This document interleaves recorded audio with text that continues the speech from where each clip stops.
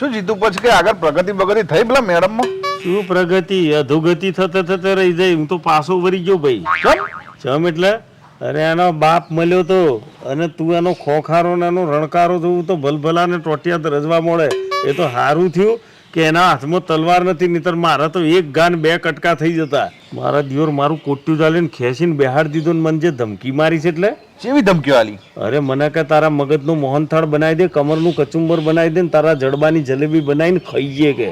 મારા જે રસોઈ ના હોય જીતુ. શું રસોઈ ના હોય? તે હોભર્યું ના ધમકીમાં કે તારા જડબાની જલેબી બનાવીને ખાઈ જઈશ? મને લાગે છે આ દિયોર ખાવાનો શોખીન હશે. અને હા, ખાય તો જ આવો મોટો ડોન બન્યો હોય ને યાર. ધમકીઓ ચાલી છે ને જીતુ, આપણે ખમી લેવાની ધમકીઓ, પણ ટ્રાય ચાલુ રાખ. શું ધમકીઓ ખમી લેવાની ટ્રાય ચાલુ રાખ? આ કઈ ખાવાના ખેલ નથી, આ બહુ ગંભીર બાબત છે.